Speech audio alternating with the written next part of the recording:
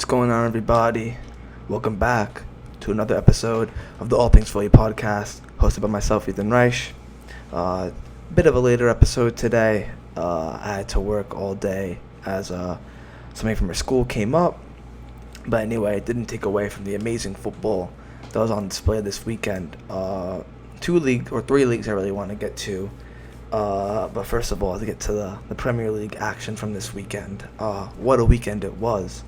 We're going to start with the early game on Saturday that I forced myself to go to sleep for early and make up for. The Tottenham Arsenal game, which for me and many others, well, all people in New York, happened at 7:30 in the morning. So it was an early kickoff, very early kickoff. But it was well worth the waking up for hella early because Arsenal completely battered Tottenham Hotspur right off the park. 3-1 the final result. Tottenham, I believe, did what everyone expected. Actually, did we really expect Tottenham to camp that much? Yes, I know they're a counter-attacking team. But you have to take into account that this is the North London Derby, one of the biggest rivalries in all of football. And both teams are on pretty good form, right? The last game Tottenham played in the league, I believe they won 6-2 against Leicester. Heung-min Son scored a hat-trick, and a beautiful hat-trick it was. You should check out my recap of that in the last episode. Shameless plug. But anyway, you would think Tottenham would be more lively, more, press-heavy compared to what we usually see from Tottenham when it's like very sit-back-ish and hit you on the counter-attack play. But no, they sat back the entire game. Even before the red card, which I'll talk about in a little bit. Arsenal came out really strong, man. I mean, Martinelli had Bentancur and Emerson Royale when he was in the game, both on toast. I mean, he completely obliterated them. Saka as well on the other side. Just very, very controlling stuff from Arsenal. Never a real threat from Tottenham, to be quite honest. And yeah, Arsenal got the first goal, I believe, around 25 minutes in with a spectacular long-range goal from Thomas Partey. I remember last year and the year before that, watching AFTV, they were always quite shocked at how bad Thomas Partey's shooting was in-game. They would always mention in training he was banging them in, and Arsenal always show that. But when it comes to the games, he can't hit the target to save his life. Well, on Saturday, what a goal that was. I mean, first time, about 25 yards out, just power curls it right into the top right corner. That was a beautiful goal.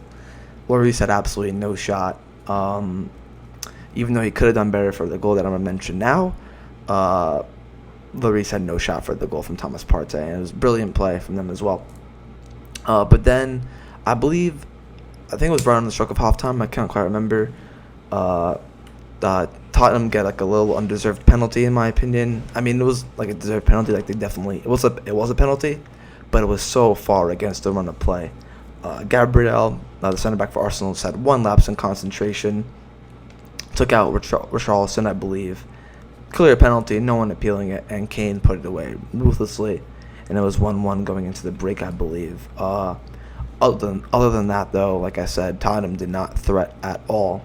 I thought Arsenal were going to go 2-0 up, if not 3 by halftime, to be honest, because Tottenham weren't showing me anything really to have confidence in them. Like I said, I really thought it would be a different story with how good they've been playing recently.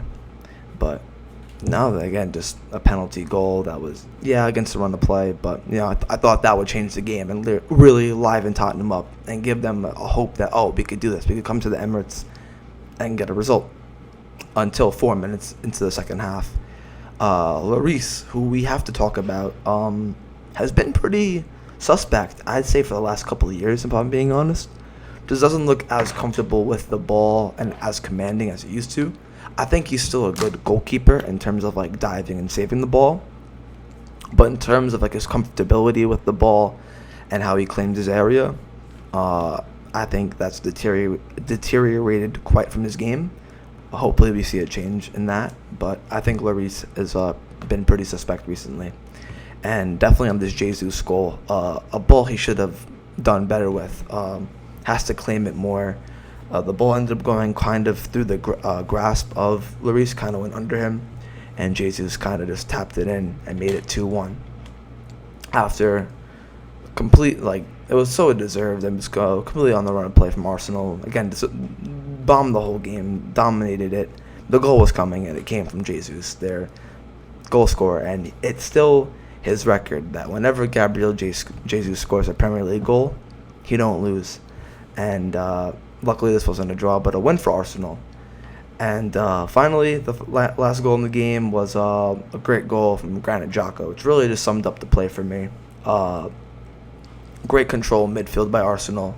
Xhaka getting into a nice space. A brilliant touch to kind of fake both defenders out, that he would lay it off to, I believe, Martinelli going to a central area. Took it himself and scored a beautiful goal into the bottom right corner. This all came, that and Jesus' goal all came after a red card in the 62nd minute by Emerson Royal, which, to be honest, I don't think changed the game at all. If anything, they were playing with 10 men with Emerson Royal in the game, because Martinelli was absolutely burning him like he wasn't even there. But even with Emerson Royal, Tottenham played so negatively, just inviting Arsenal to come and attack them. And under Arteta, Arsenal, I feel like, are a high-tempo playing team, like a lot of balls behind for Jesus and a lot of quick, intricate play. What I really like about Arsenal is that in the past, they would just try to stick with that system and force it to work, which is kind of what England are doing now with their system, with their three at the back, whatever. Hope your quality players like perform for you when the times need that to happen. But that's not working for England, because Southgate refuses to change the system. But Arteta realized, Tottenham are quite defensive today, which is probably the unexpected, because, again, it's a North London derby. You expect both teams to be up for it, especially when both teams are on immaculate form coming into the game. They were really negative, and you saw a lot of shots being taken outside the box, which probably troubled the Reece sometimes. You got to test the goalkeeper sometimes, and you're not going to be able to walk it in every time and get a shot from 6 yards every time. So I think that shot from Thomas was really smart and really changed the game from there, because that allowed Tottenham to come out of their shell a little bit and start attacking towards the goal because they were losing, allowing the balls in behind for Jesus and Martinelli and Saka to go get after they scored. So yeah, it was smart from Arsenal to get that first goal and take shots outside the box when they realized they're not going to get anything inside the box until they scored. Dominant from Arsenal. I believe they're real league contenders. This game really summed it up for me. I told the kid, my friend Aiden, who was on the last podcast, if Arsenal batter up Spurs, I think they're as good of a chance to win the league, if not a little bit worse than Man City. I think it's going to be a two-horse race. Arsenal do not look like they're slowing down at all.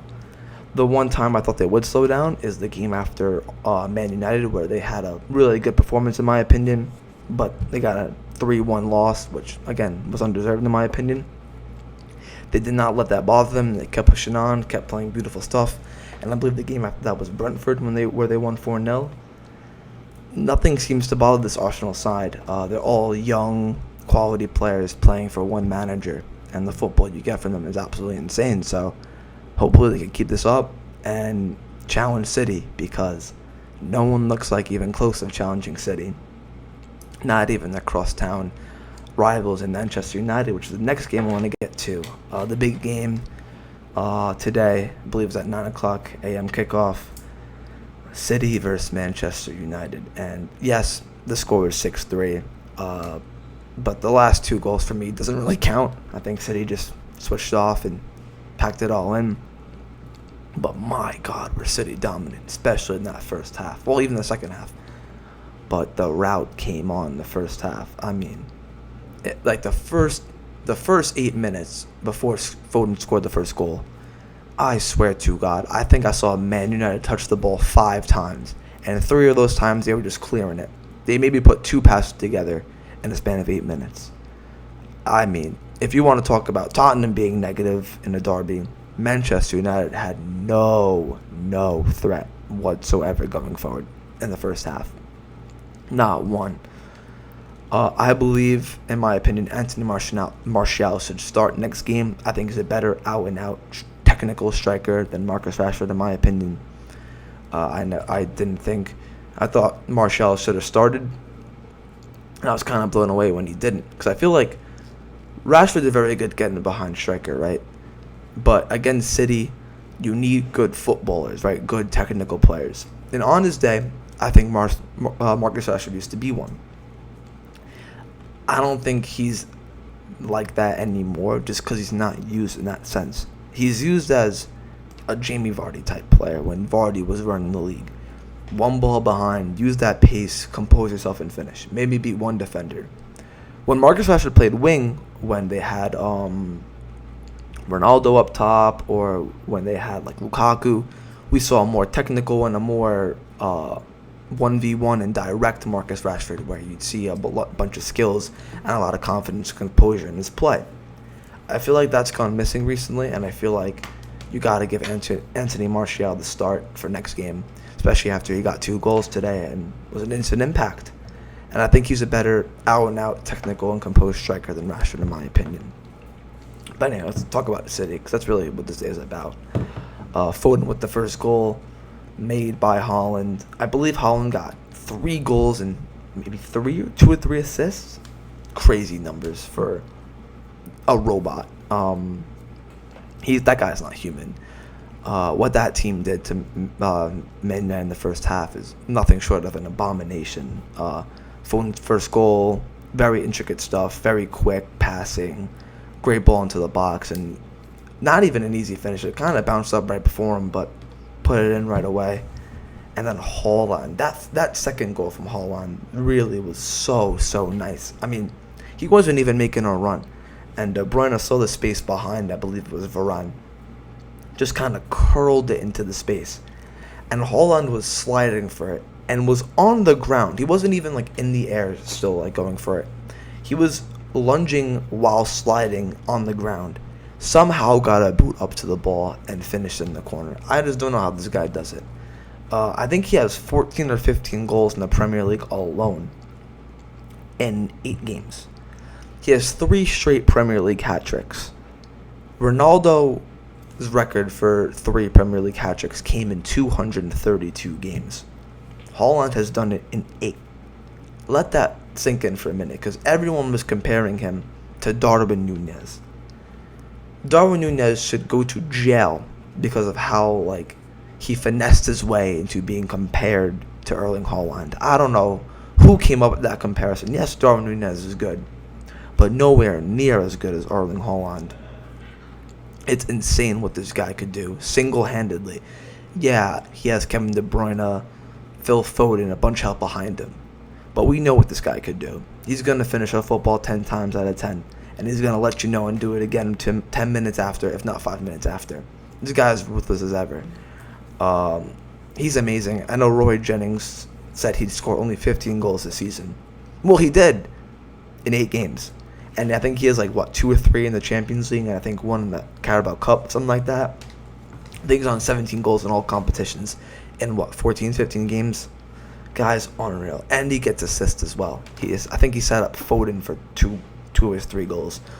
Foden also getting a hat-trick. Very good game from him. And I've always said, I believe I said it on one of the episodes here, as well as my friends off camera, when Foden plays, right, you either play him as a center attacking midfielder where he could drift to more or less the right-hand side of midfield because he's a left-footer, or if you have to play him as a winger and put Bernardo in the 10 or De Bruyne in the 10 or the 6, you play Foden on the right-hand side of the attack, not the left.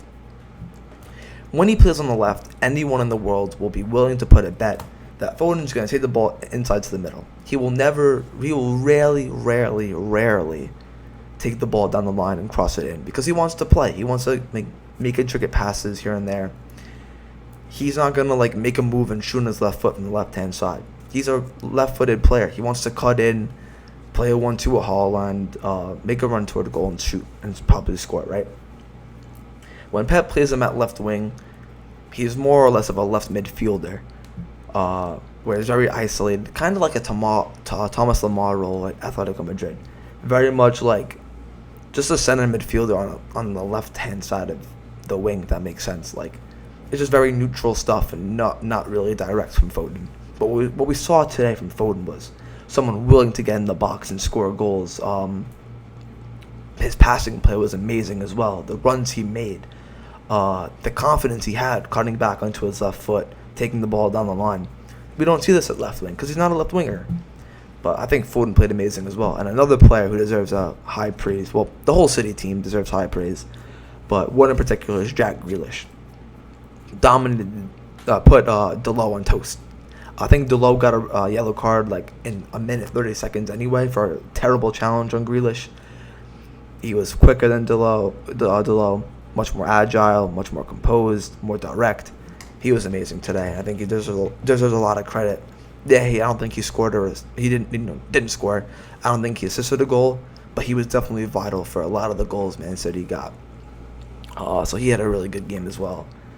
And that Antony goal to make it 4-1 for Man United, really, really good finish. They have a player in Antony, I'm not going to lie. He's an amazing, amazing winger for them. And I think he could be the future of that, or he probably is the future of that club, because the likes of Marcus Rashford and Jadon Sancho are not delivering right now. And it's clear to see from everybody. But I think we all expected that. Actually, no, because there was all this chat saying, Lisandro Martinez is going to pocket Haaland. I don't know where these pundits get these things from, man. Like, we all knew Haaland was going to come into the Manchester derby with a vengeance, right? I mean, his father lost his career due to Manchester United, right? It was Roy Keane that took out his father, Alfie Haaland, and ended his career thereabout. So, you know Haaland had that on his mind about him. The guy is absolutely ruthless. I mean, he's so insane that he posted on his story after saying they didn't believe in us. He didn't even say believe. He missed an I believe, or an E. He's that insane, but we don't care about his spelling errors. We just care about what he does on the pitch, and what that guy does is insane. So, yeah, City are going to most likely win the league, even though I really want Arsenal to contend, like I said before, which I believe they could, and I actually know they could because of how good they've been playing. But the City team, again, this gets better and better each year, doesn't it? When Foden's on form, Haaland's on form, Grealish on form, De Bruyne, Silva, the list goes on and on and on. It's going to be hard to stop these guys, right? I think there's only one team that could do it, but if Arsenal slip up, which they probably will compared to City, I pick Arsenal to get second, and then the City's just going to go clear. I mean, there's no stopping this team. They got like Julian Alvarez on the bench, a bunch of these good-ass players like Mahrez on the bench. They're winning the league. Let's be real here. But yeah, great performance from City.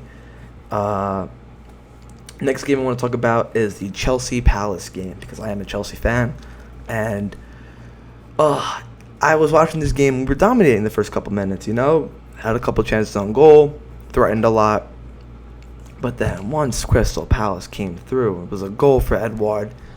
Oh my God, just a simple ball into the box, completely beat Fofana, went right behind him, and scored a nice little tap in. That was really annoying to watch after us dominating. And then once that goal went in, Crystal Palace dominated us. Like, we lost all our confidence at the time because we were playing so well before the goal. All the heads dropped, and Palace took advantage of that and kept going. They tested Kepa a lot, and I think Kepa did really, really well today. Yesterday, Saturday. Made a couple really good saves, and I believe he deserves the place ahead of Mendy when Mendy comes back on injury. I think you have to keep Kepa in the team. But eventually, we had that controversial moment with Thiago Silva laying his hand down the ball, pushing it. Was it a red card? Was it a yellow?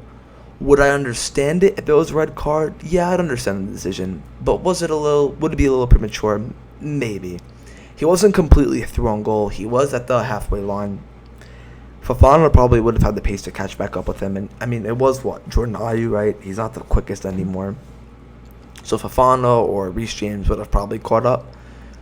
But I would have understood it if the red card came out. At first, I was like, it's a definite red card. For 100%, you can't just deliberately use your hand.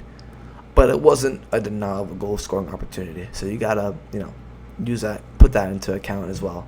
So I agree with the yellow card. Turns out it was great thinking and defending by Thiago Silva. And then it was, I believe, who scored the goal for Chelsea? Who scored the first goal? I forgot who scored the first goal, but I want to talk about Raheem Sterling real quick because I am so high on Raheem Sterling. Oh, Aubameyang scored the goal for Chelsea. Right, that little turn on the half, that little volley on the half turn.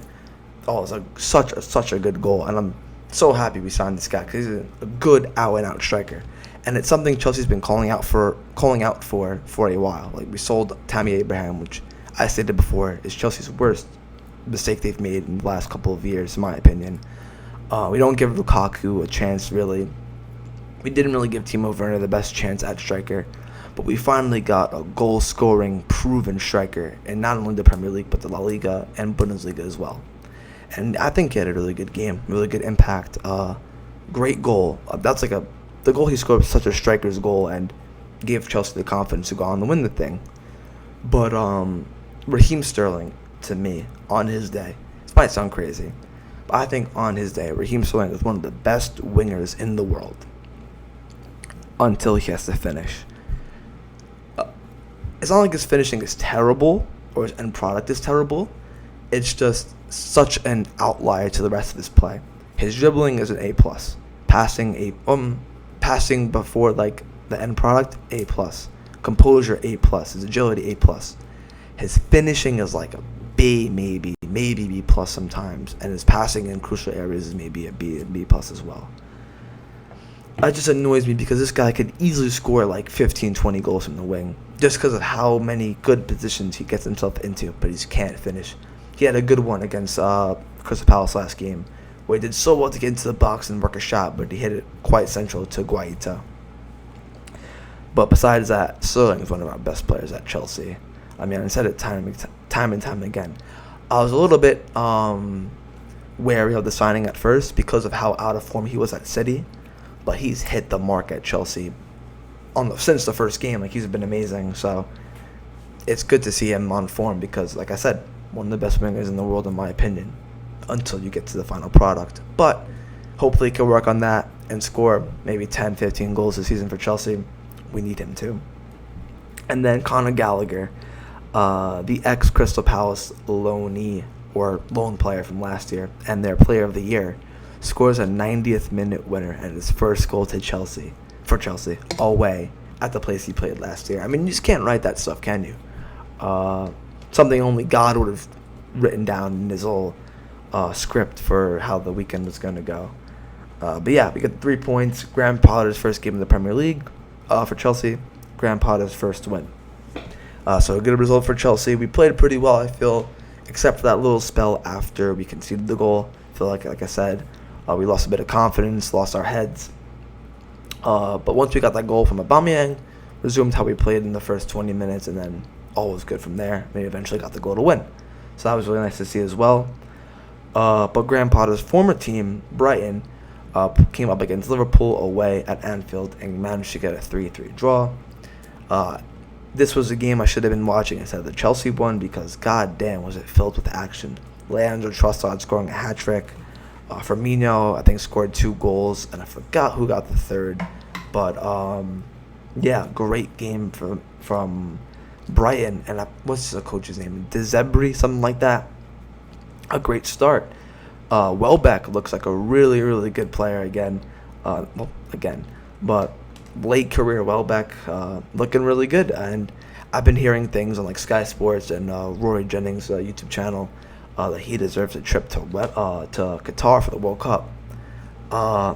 Is that a bit mad?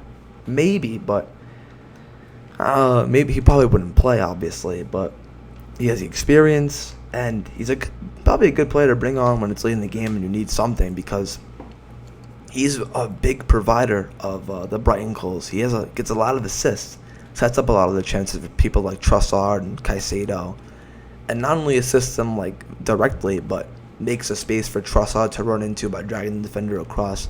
I think that's how the third goal was scored.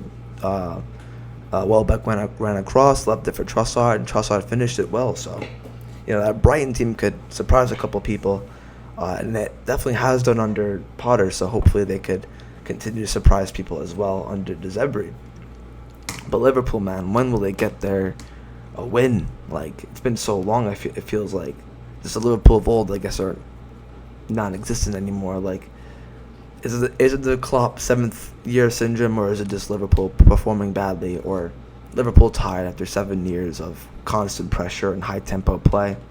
Who knows, man? But Trent again. Oh, the mistakes I see this guy make, and for people to continually tell me that Reece James is not a better defender than Trent is blasphemy. Is Reece James a better wing back and attacking minded player than Trent? No. Trent is a great footballer in that position. But is he a better defender than Trent Alexander-Arnold? It's not even a question. Reece James kills Trent Alexander-Arnold. I believe Wan-Bissaka does as well, and he don't even play anymore. That guy, I think he had two big mistakes against Brighton that both led to goals. One of them being a terrible clearance that went right to the midfielder, played it right around Trent. Oh, the first mistake was he got dropped. I think Trossard was the guy who dropped Trent right in the box and scored an easy goal. The guy just can't defend, and I believe Trent's a center mid, just playing right back. But Liverpool don't really have a backup right back, I don't believe, and none really come to mind. So I don't know what they're gonna do with him, because this has been a thing for a couple of years now. It's nothing new that Trent can't really defend well. Will they get a replacement right back and maybe start to play Trent in a more central role, like Zinchenko, for example? Even though Zinchenko's a decent defender, you see him playing that CDM role, or at least tucking into it a lot. Trent's all the time on the right-hand side. You won't really see him tucking in centrally like Zinchenko does for Arsenal. Maybe that's an avenue Klopp would want to explore in the future. Maybe bring in a right back to help Trent tuck in centrally, because they do have a midfield injury crisis as well. So we'll see what happens with that. Last game I want to talk about in the Premier League was the Newcastle-Fulham game. I believe Fulham coming into the weekend were 6th, or like at least in the top half of the table. Ended 4-1 to Newcastle. Nathaniel Chalobah with a terrible tackle 8 minutes in, deserving of a red card for sure, and it just led to an absolute Newcastle onslaught from there. Miguel Almiron scoring 2 goals, and I love it to see him score, because me being American or living in the USA, I've seen this guy play in the MLS and kill it there, and he's adapted really, really well to the English game. And that goal he had where he kind of volleyed it right over the keeper on his left foot, a beautiful goal from Almiron. Callum Wilson getting a goal as well. Very commanding game from Newcastle, who are my pick, or were my pick, and I'm still going to stick by it to finish 5th in the league. I think they could do it. I think they could really find form. Maybe they'll make a signing or two in January. We'll see what happens with Newcastle, but I'm very high on the Newcastle train.